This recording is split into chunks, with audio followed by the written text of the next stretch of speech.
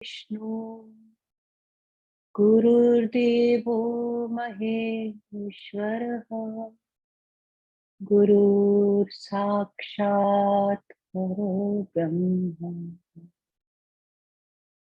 तस्मै श्री गुरवे नमः।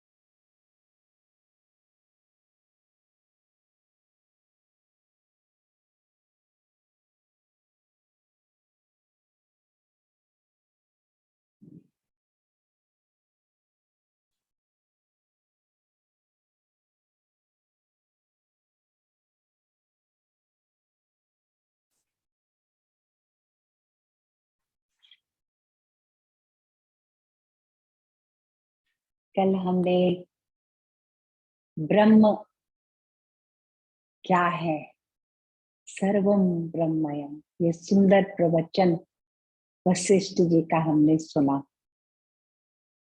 अब वशिष्ठ जी कहते हैं कि आज मैं तुम्हें ऐसी कथा सुनाने वाला हूं जिसको सुनाने वाला भी और सुनने वाला भी पवित्र हो सकते हैं।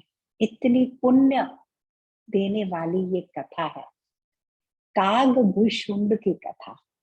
कागभूषुंड की कथा बहुत सारे और ग्रंथों में भी आती है। रामायण में उत्तरकांड में भी कागभूषुंड की कथा हमें मिलती है। चिरंजीवी कागभूषुंड। वशिष्ठ जी ने कहा, मैं तो ब्रह्मा जी का मानस पुत्र हूं, तो कहीं भी आ जा सकता हूं।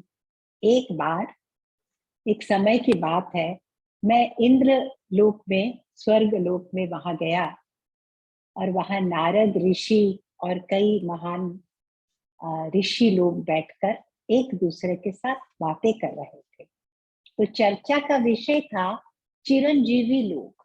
कौन लोग ऐसे हैं, कुछ हैं जिन्हें ये आशीर्वाद मिला हुआ है कि वो बहुत काल से अपने शरीर को बनाए हुए हैं। तो उनमें से एक कागभूषुंड है। तो एक ऋषि ने कहा कि मेरु पर्वत के ईशान कोण में एक कल्प तरु है, कल्प वृक्ष है। कल्प वृक्ष वो होता है जो सारी इच्छाएं पूर्ण कर सकता है। उसके एक कोने में, एक घोंसले में कागभूषुंड रहते हैं और कहते हैं कि सबसे ज्यादा दीर्घ काल से वो जीवित है। जितनी आयु उन्हें प्राप्त हुई है और किसी जीव को नहीं प्राप्त हुई।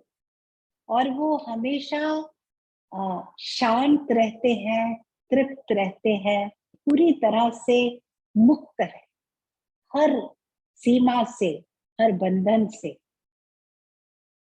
और सब संत महात्माओं ने वहां बैठे यही कहा कि यदि उनके जैसा जीवन कोई जी पाए तो ये सबसे बड़ी उपलब्धि हो सकती है, जैसे कागभूषुंडी है। तो उनकी ऐसी बातें सुनकर वशिष्ठ जी ने कहा, मेरे मन में इच्छा जागी कि मैं भी उनके दर्शन करने जाऊं, जो इतनी महान आत्मा है।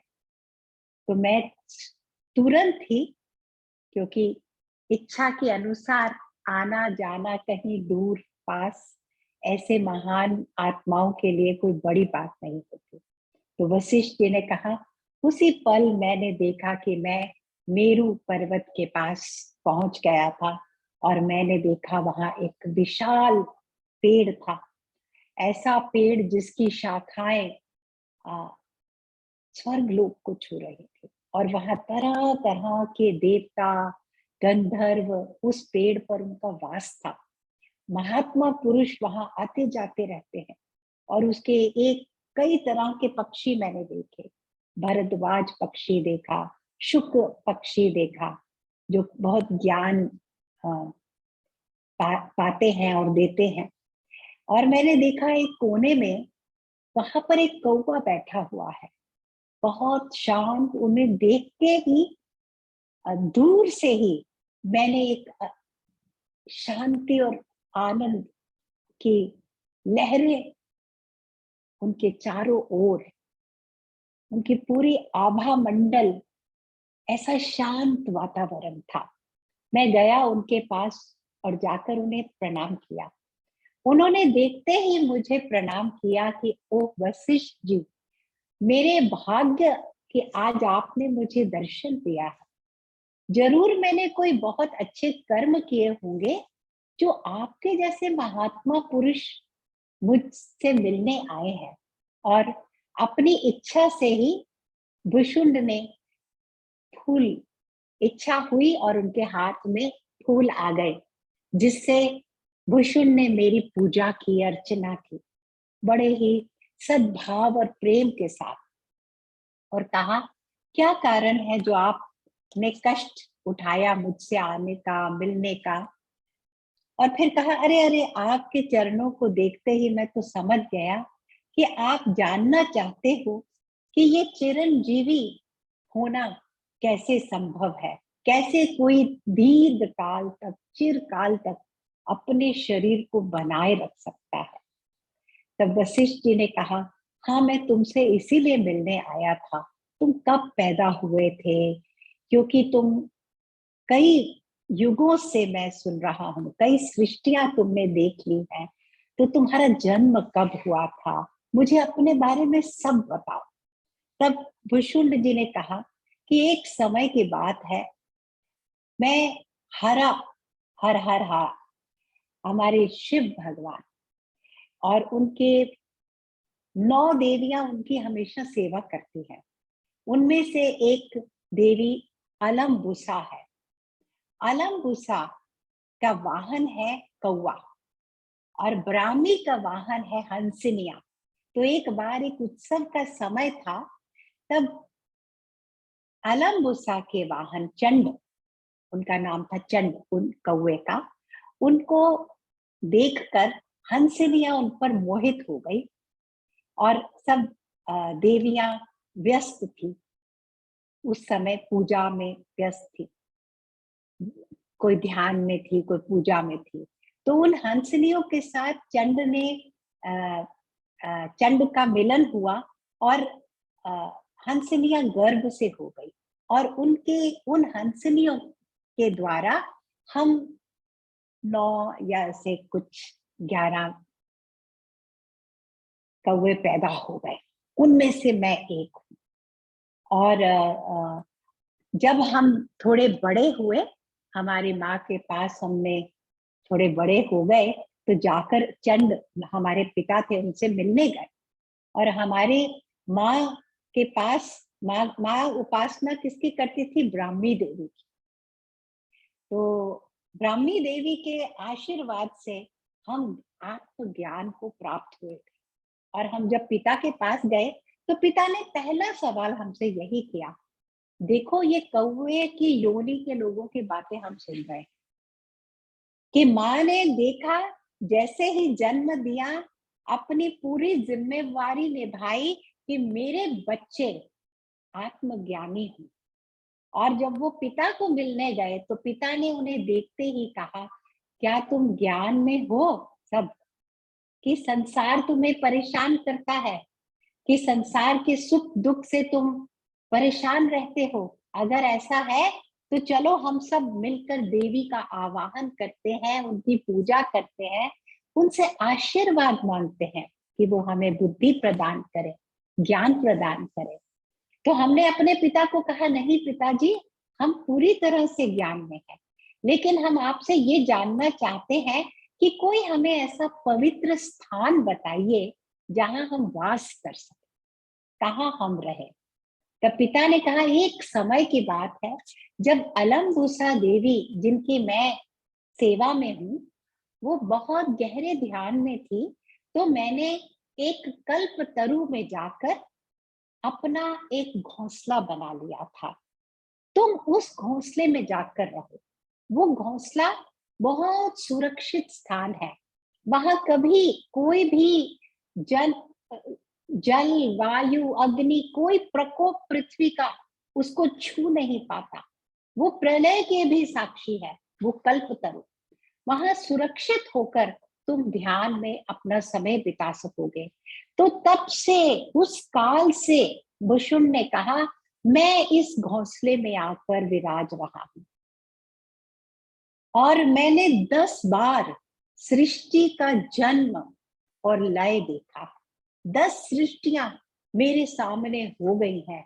कई देवता, कई भगवान, कई तरह के सृष्टि मैंने देखी है।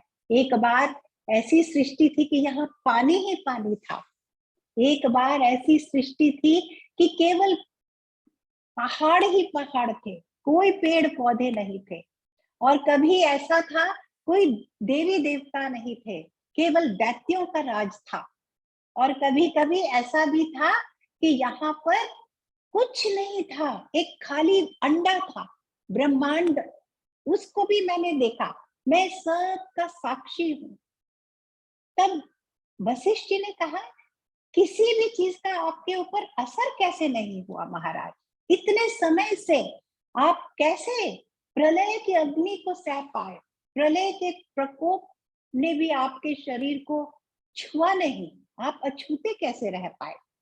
तब कौवे ने कहा कि वैसे तो मेरा जो ये शरीर है, ये सब इसे हीन भाव से देखते हैं। कहते हैं ना, कौवा कौवा क्या है? गंध खाता है कौवा, अपवित्र स्थानों में जाता है। कोई पवित्र योनि तो नहीं है कौवे की। लेकिन आ, मैं जैसा भी हूं, जिस भी शरीर को मैंने प्राप्त किया, मैं उसी में प्रसन्न हूं। इसके कारण मेरा मन कहीं नहीं जाता। मैं अपने इस निम्न कोटि के, इस निम्न योनि के कौवे शरीर में पूरी तरह से तृप्त हूं। मुझे और कुछ पाने की, और कोई अवस्था पाने की मेरे अंदर कोई इच्छा नहीं है। और हम हमेशा से, मैं और मेरे भाई, अपने स्वरूप में स्थित है, अपने आत्मा में स्थिति पाली है हमने। और तरह तरह के बेकार कर्म में हम अपना समय नहीं बिताते। मनुष्य योनि पाकर भी मनुष्य जान नहीं पाता कि एक एक पल कितना कीमती है। और यहाँ कौवे की योनि में इतना ज्ञान पा लिया कि ये शरीर मिला हुआ है, सांसें मिली हुई है, इसमें हम अपना पूरा कल्याण कर लें। और एक पल भी उन्होंने कहा, हम ऐसे कामों में व्यस्त नहीं रहते जिन कामों से हमें कोई सदगति ना होने वाली हो, जिससे कोई परम लाभ ना होने वाला हो। तो इसीलिए हमारा शरीर बचा हुआ है। शरीर तो जो है, उसको तो ना सुख होता है ना दुख होता है, सब कुछ मन से हो रहा होता है। इसीलिए हमारा मन पूरी तरह खाली है। मन है ही नहीं, विचार है ही नहीं, अहम भाव है ही नहीं। तो इसलिए हमारे शरीर को कोई चीज छू नहीं सकती। और हमने कई बार, आज पहली बार नहीं मिल रहा मैं आपको वशिष्ठ जी, ये 8वीं बार आपसे मिल रहा हूं। 8 जन्मों में हम मिले हैं इसी तरह, और आगे भी मिलते रहेंगे। और वशिष्ठ जी को उन्होंने बताया कि कुछ खास ही कृपा होती है जब संतों का दर्शन मिलता है। संतों का दर्शन मिलने से जो मन शांत जैसा होता है, वैसा तो और कितनी भी तपस्या कर लो, पूजा कर लो, नहीं होता। तो ऐसे 8 बार मैं आपसे मिल चुका हूं। और तीन पिछले पिछले 3 बार जो ये सृष्टि आई थी, एकदम बात, एक एक बात दोहराई गई है। 3 सृष्टियों से जो हो रहा है, हर बार वही हो रहा है। मतलब हम सोचें अगर कि ये जो लाइफ टाइम है इसमें हम सब लोग जैसे हैं, जो हम हैं, ऐसे ही 3 बार सृष्टि हो और 3 बार हम सबको यही अनुभव में हो। तो उन्होंने कहा मैंने बार बार बार बार वही चीजें दोहराती घटती मैंने बार बार देखी है। तो मैं बहुत निष्काम भाव से साक्षी बनकर इन सब का इन सबको दूर से देखता हूँ। किसी भी चीज में मैं उलझता नहीं। दुनिया में कई तरह की घटनाएं घटी हैं। कई बार भगवान ने अवतार लेकर दैत्यों का वध किया और उस समय भी पृथ्वी को बहुत प्रकोप उठाने पड़ते हैं। लेकिन मैं इस पेड़ पर बैठा हूँ, इस पवित्र स्थान पर बैठा हूँ, मुझे कभी किसी चीज से कोई हानि नहीं हुई। हर साधक को, भूषण जी ने कहा, ये हर साधक को देखना चाहिए कि हम जहां वास कर रहे हैं वो स्थान पवित्र होना चाहिए।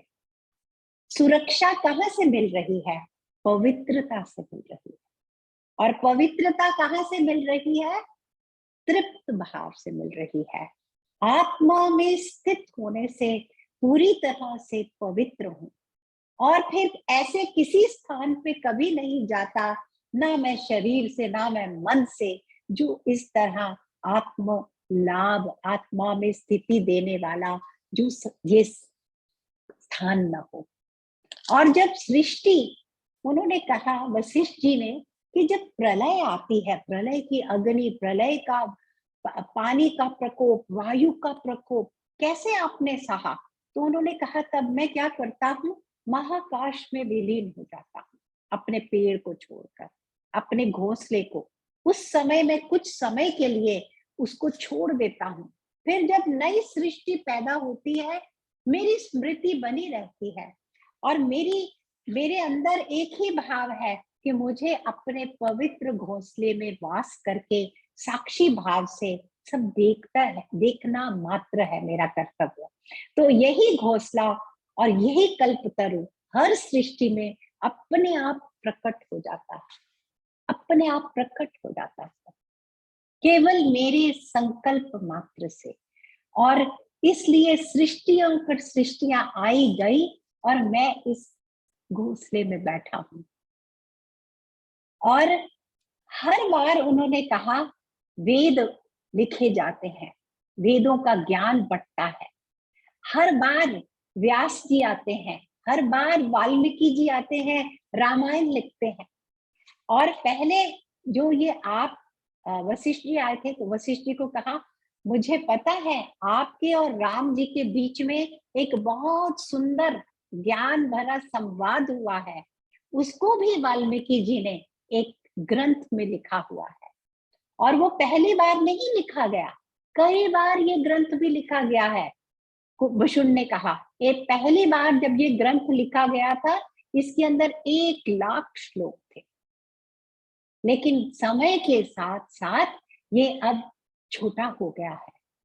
और कई ऐसे ग्रंथ थे जो महान ग्रंथ जो पहले होते थे, अब समय के साथ वो लुप्त हो गए हैं। लेकिन मैंने सब देखा है। इतना सब देखते हुए भी मैं न भूतकाल में कभी मेरा मन जाता है, न भविष्य में जाता है। इतने लंबे समय से, सदियों से मैं यहाँ बैठा हूँ, इस पेड़ की डाली पे बैठा हुआ, मैं तृप्त शांत, मुझे कहीं नहीं जाना। हम तो 1-2 दिन में बोर हो जाए ना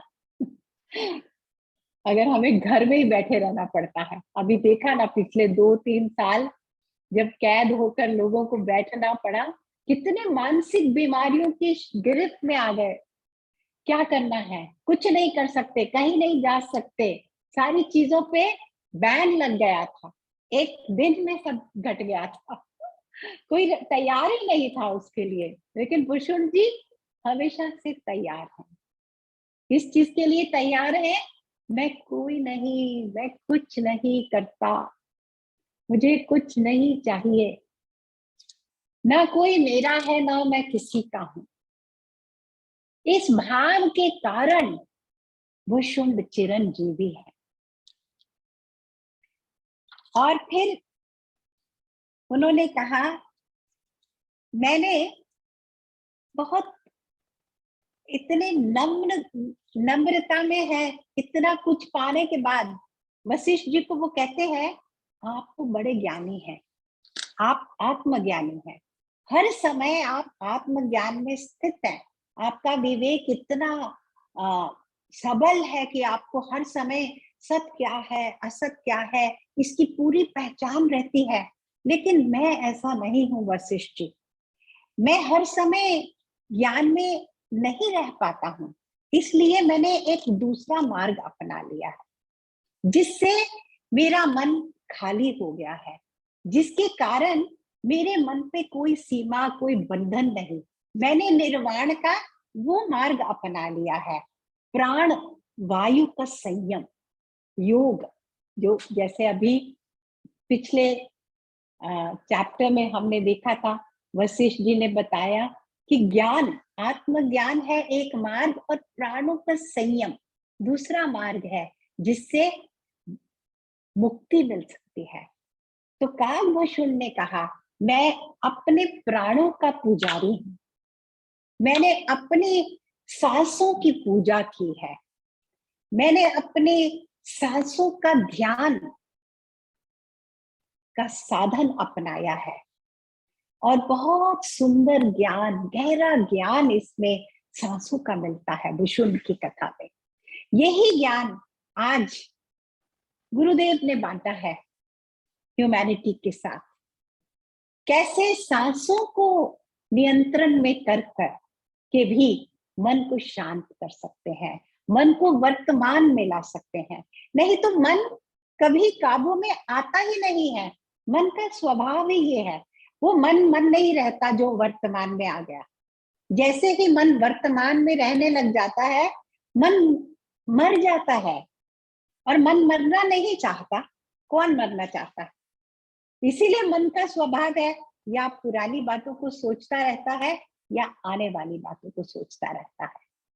तो भुषुंड जी ने कहा, मैंने प्राण और अपान की पूजा की है, मैं अंतर्मुखी हूं, मैंने कभी अपने बाहर दृष्टि नहीं डाली, मैं बाहिर्मुख हूं ही नहीं, मैंने क्या क्या नहीं पाया, क्या क्या नहीं देखा। जब हमारा मन कैसे पूरी समय बाहर भाग रहा है, कभी अंदर जाता ही नहीं मन, ऐसा मन का स्वभाव हो गया है। लेकिन अंदर कितना धन है, अंदर कितने खजाने भरे हैं, ये भुषुंड की कथा से हमें समझ आता है। पूरी हीलिंग, पूरी नॉलेज, पूरी शक्ति का वास हमारे अंदर है। तो वशिष्ठ जी ने कहा, जो व्यक्ति पूरी तरह से संसार से विमुख होकर अंतर्मुखी होकर अपने प्राण और अपान के लय को देख पाता है, वो कभी जन्म नहीं लेता, उसकी कभी मृत्यु नहीं होती। उसके अंदर इतनी शक्ति है, उसका शरीर कभी गलेगा नहीं, उसके शरीर में कभी कोई बीमारी नहीं आती है। जहां से प्राण शुरू होते हैं और जहां लय हो जाते हैं अपान में, जो उसका साक्षी है वो कभी जन्म नहीं लेता। और जहां से अपान अपनी गति में प्राण में लय हो जाता है, जो ये देखता है वो कभी दोबारा जन्म नहीं लेता, कभी माँ के कोख में नहीं आता। जो कुंभक का साक्षी हो जाता है, ये सब क्या है? हमारे अपनी सांसों की गतियां। जब सांस अंदर लेते हैं तो कहते हैं 12 उंगली हमारे मुख के सामने से सांस शुरू होती है, और हृदय तक जाकर वो सांस वहां पर दूसरे वायु में विलीन होती है, और दूसरी वायु से हम बाहर सांस को छोड़ते हैं। और फिर 12 उंगली के डिस्टेंस पे वो दोबारा ऐसे बार बार एक वायु दूसरी वायु से जाकर मिलती है, और थोड़े समय के लिए कुंभक और रेचक, अंदर जो सांस मिल रही है, वायु मिल रही है, वो कुंभक है, और बाहर जो 2 वायु मिलती है वो रेचक है। इतना ही बहुत है हमारे लिए, इतना ही जानना बहुत है। अभिप्राय क्या है कि जो केवल ये देख सकता है, कौन ऐसा है जिसकी दृष्टि में ये आ सके, जो ये अनुभव कर सके। हम तो ये भी नहीं देख पाते कि हमारी सांस चल रही है।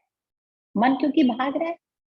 मन कभी कुछ खाना चाहता है, कभी कुछ सुनना चाहता है, कभी कुछ देखना चाहता है, पता ही नहीं चलता।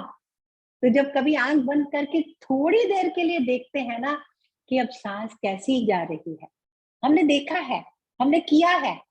गुरुजी ने ये ज्ञान हमें दिया है कि अपने सांसों के द्वारा भी हम अपने मन पे पहुंच सकते हैं। मन जो विचलित रहता है, जब जब बहुत हमारा मन परेशान होता है, भय आता है, क्रोध आता है, तब हमारी सांसों की गति बदल जाती है। जो मन का भाव है वो सांसों में प्रकट होता ही है। तो सांसों को देखने से हम मन पे विजय पा सकते हैं। तो भुषुंड जी ने ये साधना की, ये पूजा की, और इसी पूजा साधना से भुषुंड जी आज चिरंजीवी हो गए। ऐसा करते करते उन्होंने कहा, मैं पूरी तरह से विश्व में रहकर विश्व से जुदा हूं, मैं विश्व का केवल साक्षी मात्र हूं। इसलिए उनके अंदर दैवी शक्ति विराजमान हो गई है। शक्ति का एक नाम है प्रलय साक्षिणी। केवल शक्ति के अंदर वो गुण होता है कि वो प्रलय की भी साक्षी हो पाती है। हम तो साक्षी हो नहीं पाते। जरा सा ऊपर नीचे होता है तो हम पूरी तरह से जो सामने दृश्य होता है उसके साथ घुल मिल जाते हैं। क्रोध है तो क्रोध बन जाते हैं, लोभ आता है तो लोभ बन जाते हैं, मोह पैदा होता है तो हम मोहित ही रहते हैं। तो हम काम के ऊपर विजय नहीं पाए। हमने काम, क्रोध, लोभ, मोह, मद, मत्सर, ये सब अवगुण हमारे अंदर इसीलिए है कि हमारा मन बहिर्मुख है।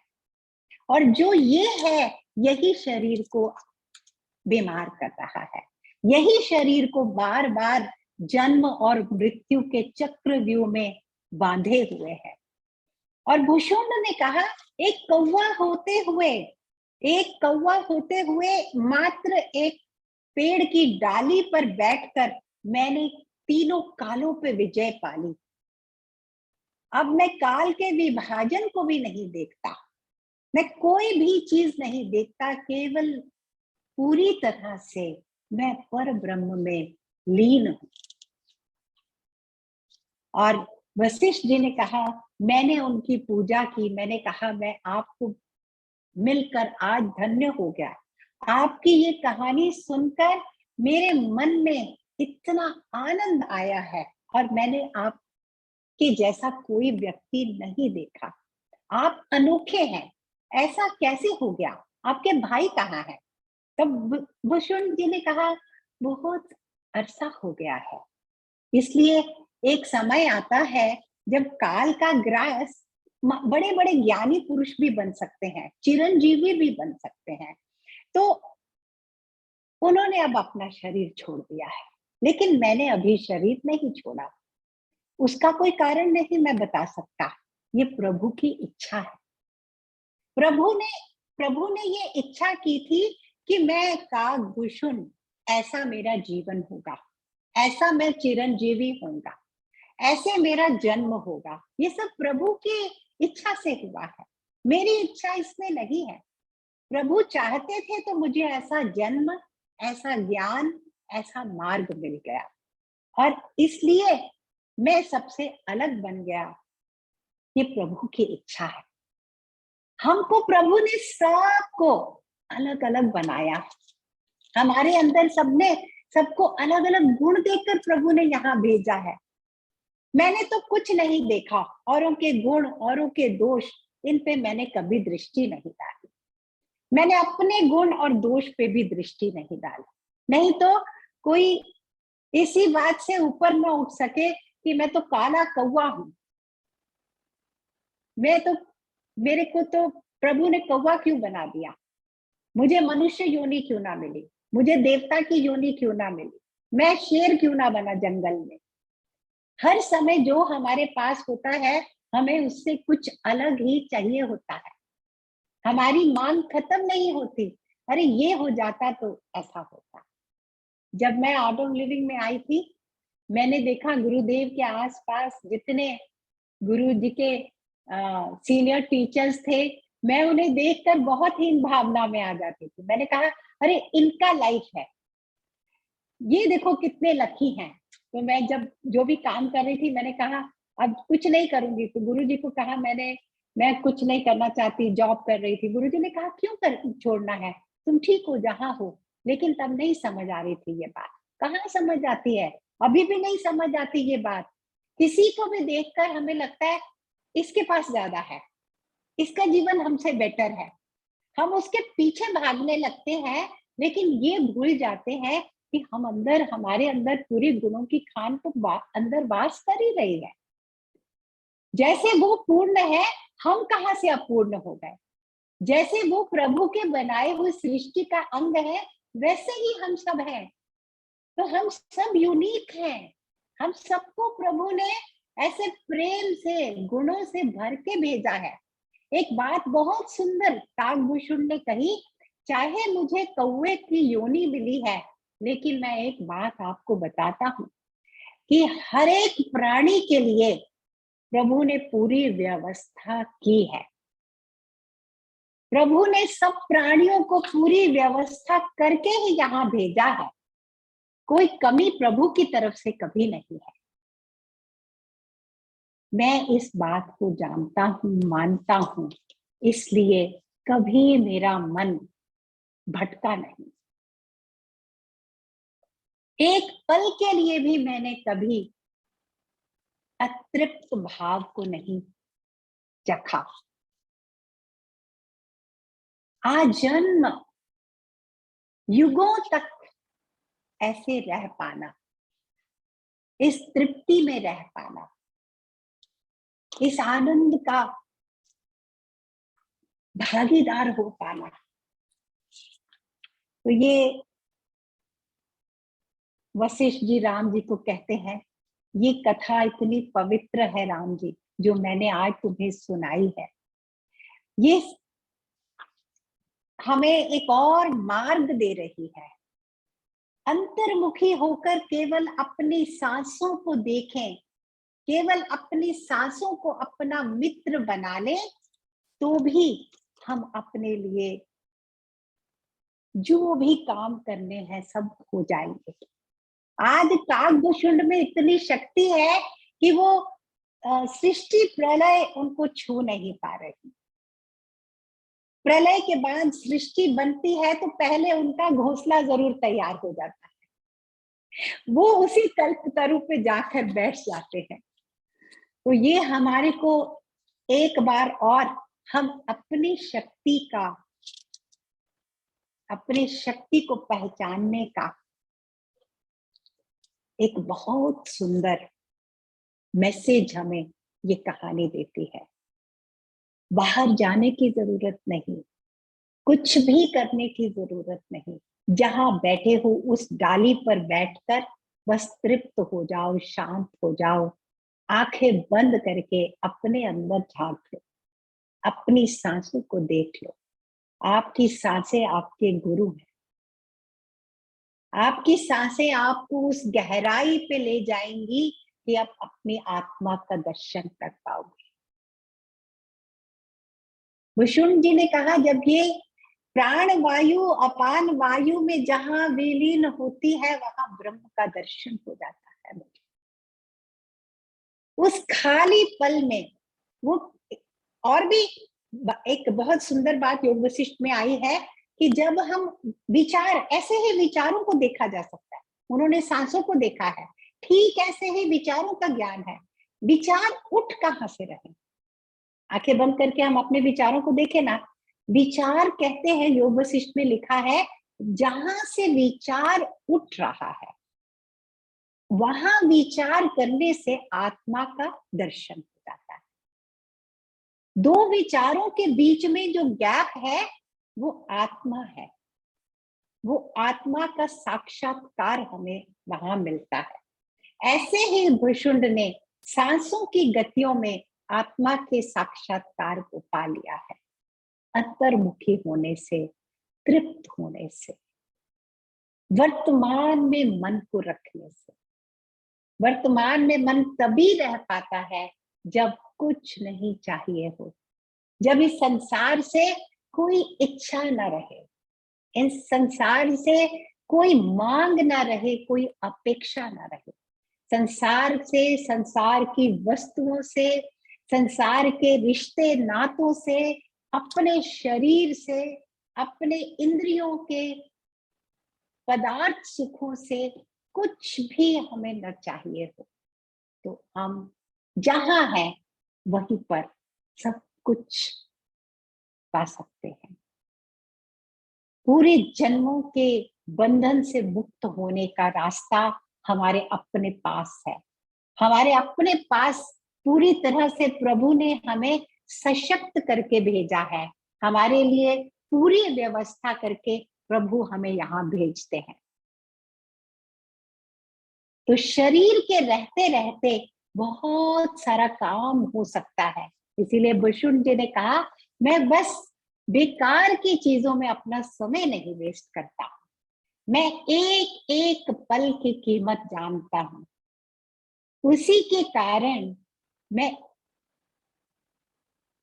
बना रहता, ना मेरी कोई हानि होती है, ना मुझे कोई लाभ की आवश्यकता है,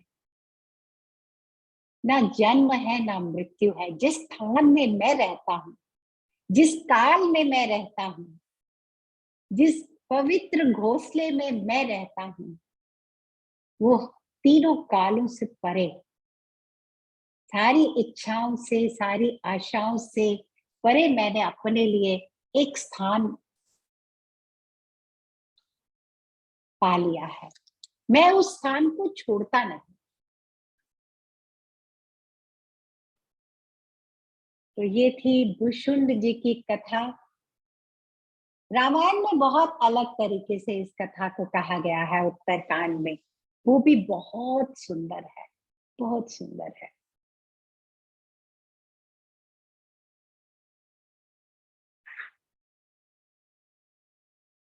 So how was it? Any questions? अभी टाइम है हमारे पास, 4:50 हो गया, बट एक दो क्वेश्चन लिए जा सकते हैं अगर किसी के हैं।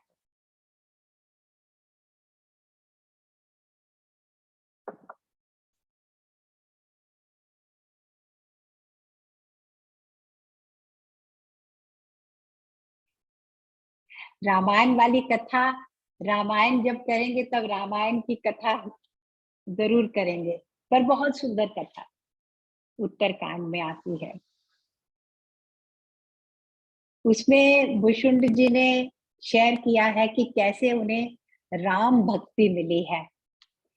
ये कौवे के शरीर में उन्हें राम भक्ति मिली, इसलिए उन्होंने अपने इस शरीर को छोड़ा नहीं। कि उन्होंने कहा ये शरीर सबसे सुंदर है, पवित्र है, क्योंकि इस शरीर के रहते रहते मुझे भक्ति मिली, राम की भक्ति मिली। बहुत सुंदर वो कथा आती है। Anybody wants to say something, share something?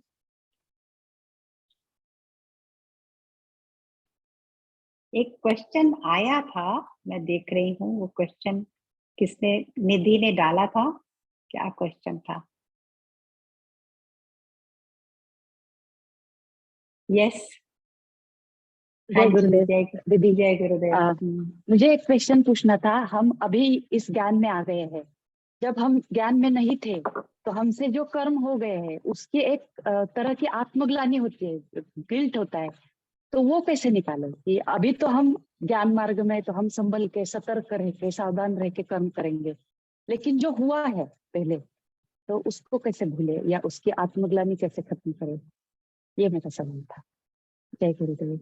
योग वशिष्ठ में यही कहा गया है कि जो वर्तमान में हम कर्म कर रहे हैं ना, वो इतने शक्तिशाली हैं कि वो सब पुराने संस्कारों को उनमें धोने की शक्ति है। तो इसमें पूरा विश्वास होना चाहिए जो भी हमने किया।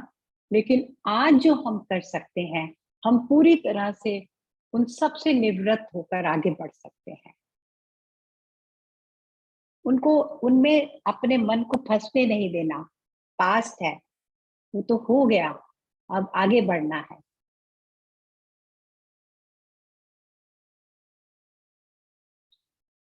यस।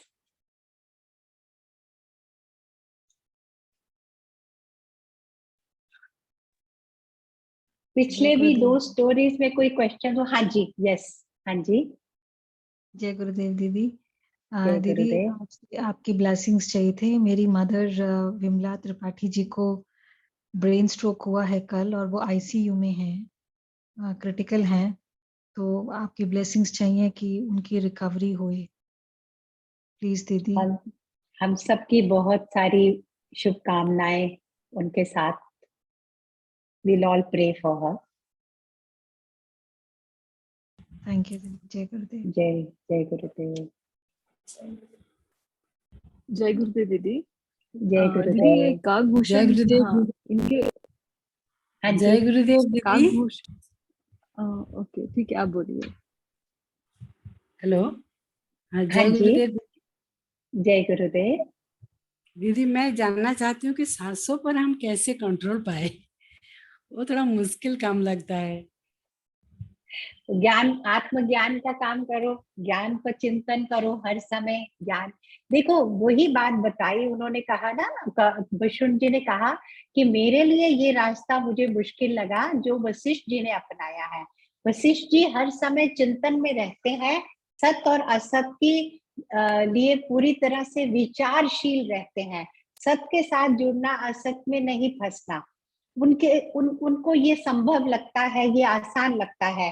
वशिष्ठ जी ने कहा मेरे लिए वो दूसरा मार्ग मुझे ज्यादा मेरे लिए सहज मुझे लगा। तो कोई भी मार्ग अपनाओ, भगवत गीता में भी भगवान ने कहा है सब मार्ग मेरी तरफ ही आते हैं, और ये सारे मार्ग एक दूसरे से मिल भी जाते हैं।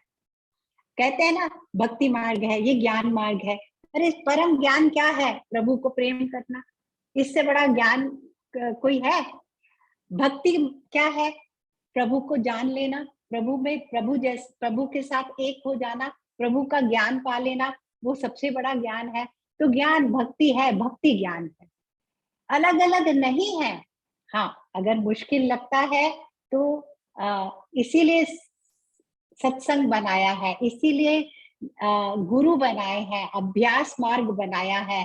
तो सबके साथ मिलकर गुरु के साथ कोई शिक्षा पाते हैं तो उसको करने में गुरु स्किल देते हैं, गुरु वो कैपेसिटी हमारे अंदर जगाते हैं। और उसके बाद किसी को कुछ भाता है, कोई किसी के लिए कोई मार्ग बना है, किसी के लिए कोई मार्ग बना है, सब अच्छे हैं, किसी में कोई कमी नहीं है। पहले सीखना चाहिए, पहले प्रयास करना चाहिए। जैसे मंत्र लें, सहज का ध्यान सीखें, तो पूरा कोशिश करके सहज का साधना अपनानी चाहिए, क्रिया, सुदर्शन क्रिया करनी चाहिए। करते करते करते करते करते सब अपना मार्ग पा लेते हैं, सब अपने लिए एक स्थान जो बना है उस पे पहुंच जाते हैं। तो धीरज से काम बनता है। एक पल में ही अगर हम सोचें कि सब कुछ हो जाए तभी वो हमारा मार्ग है, ऐसा जरूरी नहीं होता। कई बार समय देना पड़ता है किसी चीज को। समय देते हैं तो समझ आता है ये हमारे को बेनिफिट कितना दे पाता है, ये क्रिया, ये प्रोसेस। हाँ जी, यस। अंतर्मुखी कैसे होंगे जय गुरुदेव और दीदी। उसके बाद कैसे ध्यान में जाएं? अंतर्मुखी कैसे होंगे? जब थोड़ा अंतर्मुखी थोड़ा कैसे होके सांसों को कैसे देखेंगे? पहले अंतर्मुखी हों, फिर सांसों को देखें। अंतर्मुखी होते ही सांसें अपने आप दिख जाएंगे। फिर कुछ करना नहीं है, जो इतना गहराई में चले जाएंगे तो सांस, हम करते हैं ना ये सब प्रैक्टिसेस, तो हम सीख ही रहे हैं। सुदर्शन क्रिया में हम कर रहे हैं, ध्यान जब करते हैं तब अंतर्मुखी होते हैं। तो ये सब जो प्रोसेसेस हम सीख रहे हैं, ये वही ले जाने के लिए ये प्रोसेसेस है।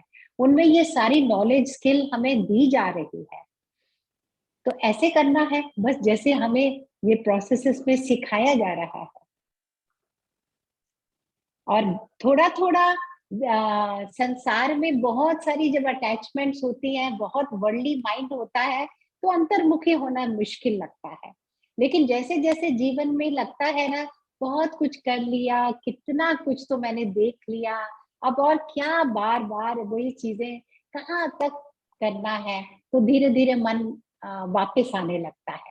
ये मन को हमने बहुत खुली छूट दे रखी थी, तो मन कहीं कहीं कहीं बाहर भाग रहा था, भटक रहा था। तो जैसे जैसे मन में ज्ञान और वैराग्य आता है, हमारा मन वापस हमारे पास आने लगता है, तो वो हमारा मन ही हमारा गुरु बन जाता है। मन रास्ता बनाता है, मन गाइड करता है, फिर मन सबसे प्रिय मित्र बन जाता है। हाँ जी। हाँ दीदी, ये काकभूषण का जो स्टोरी है उसमें फिर से एक बार वही ना संकल्प, मतलब जो स्ट्रॉन्ग संकल्पास होते हैं वही आपको मीन्स प्रोग्रेस करते हैं ना लाइफ में। तो हाँ। मीन्स हम इसका कैसे प्रैक्टिस करें? जैसे गुरुदेव ने जैसे प्राणायाम दिया, सुदर्शन क्रिया या सहज करते हैं, लेकिन फिर भी कभी कभी ऐसे हो जाता है कि हिल जाते हैं। तो अपना संकल्प बनाए रखने के लिए मीन्स और क्या करना चाहिए? सत्संग, सत्संग, साधना, वो भी तो करते हैं दीदी। सेवा। तो फिर आगे से और कितना ओके, बेटर ऑलरेडी हो गए है ना। पॉजिटिवली सोचना जी जी, चाहिए वो कि तो हम है। यस, आगे से कितना कुछ हो गया। तो जैसे ही ग्रैटिट्यूड में आते ओके। हैं ना, तो बाकी रास्ता अपने आप तय होने लगता है। ग्रैटिट्यूड में आना भी बहुत इंपॉर्टेंट है। ग्रैटिट्यूड भी होना चाहिए, इतना कुछ मिला है, इतना कुछ हो गया, तभी हुआ है ना कि सब आगे भी बढ़िया होने वाला है। नहीं तो ये सब कहाँ मिलता, इम्पॉसिबल है ये सब मिलना। कोई इजी है ये सब लाइफ में आना और होना। जहां से ये हुआ है, बस उसके प्रति ग्रैटिट्यूड रखो।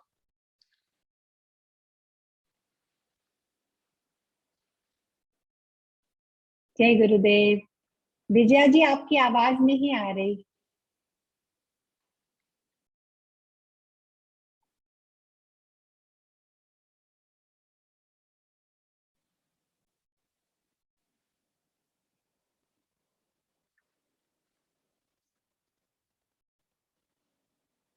हम सुन नहीं पा रहे। विजया जी, आवाज नहीं आ रही है आपकी। हाँ, जय गुरुदेव दीदी। मैं जय बोलूँ? गुरुदेव। हाँ जी। मेरा एक्चुअली क्वेश्चन ना कल वाली जो आपने सुनाई थी कहानी उससे है कि सब कुछ ब्रह्म है। तो हाँ, लगता है सब कुछ ब्रह्म है। तो जैसे अब हम हर व्यक्ति को देख रहे हैं, लगता है जो अच्छे अच्छे लोग हैं वो ब्रह्म है, तो बड़े अच्छे से ये बात एक्सेप्ट हो जाती है। लेकिन अगर कोई भी व्यक्ति ऊंच नीचे थोड़ी उसके व्यवहार में, या अगर हम जैसे देखें इतना गलत गलत चीजें भी कर रहे हैं लोग, उनको हम नहीं देख पाते इस तरीके से कि वो भी ब्रह्म है। मतलब ये कैसे अपने आप को समझाएं कि सब कुछ ब्रह्म है? ये थोड़ा सा मतलब मन्ना उसको मानता नहीं है। जो लोग अच्छे हैं वो तो हाँ बहुत अच्छे हैं, भगवान का रूप है, ऐसे मान लेते हैं बड़े अच्छे से। जो लोग गलत जैसे है कहते हैं ना, जब तक हम उस पर नहीं पहुंचते उस सत्य के साथ, तो जो महान आत्माएं हैं उनके व्यवहार को देखना चाहिए। वो कैसे देखती हैं सबको? वो किसी के बातों पे, किसी के व्यवहार से कोई लेबल नहीं लगाते। वो आत्मा ही आत्मा को देखती है। वो आत्मा के स्तर पर एक दूसरे से संपर्क रखते हैं। हमें व्यवहार को के ऊपर नहीं ज्यादा जाना। जैसे हम अपने व्यवहार को देखते हैं, बदल रहा है ना हमारा, हमारी ओपिनियन, हमारा बिहेवियर कितना चेंज हो जाता है। एक जैसा कहाँ रह पाता है, ऐसे ही औरों के साथ भी है। तो कभी किसी को स्ट्रेस है तो किसी ने कुछ कर दिया, तो ना वो स्ट्रेस थे, ना उनका वो व्यवहार थे। वो क्या है, मैं कौन हूँ? तो ये जो इंक्वायरी का मार्ग है, ये धीरे धीरे धीरे धीरे हमें वो विशाल मन बनाता है फिर हमारा, जिसमें हम सबको स्वीकार करते हैं। और ऐसे छोटी छोटी चीजों को इतना बड़ा बना के नहीं देखते। किसी के शब्दों को, किसी के व्यवहार को इतना इम्पोर्टेंस देने की आवश्यकता ही नहीं। सब तो बदल रहे हैं, जैसे मैं बदल रहा हूँ ऐसे ही बाकी सब है, जैसा मैं हूँ सब ऐसे ही है। तो इसलिए सबको जैसे है वैसे उनको स्वीकार करना है। यस।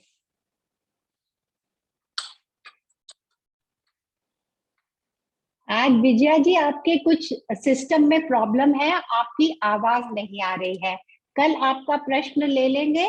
तो अभी 5 बज गया तो भजन करें। कल आपका क्वेश्चन, आप आवाज आ नहीं रही, आप जो बोल रहे हैं ना, सुनाई नहीं दे रहा।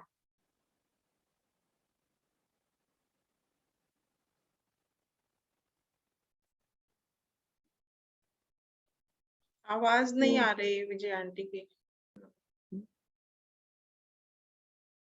तो चलो फिर आज भजन के साथ हाँ जी सेशन कंक्लूड करते हैं, कल मिलेंगे।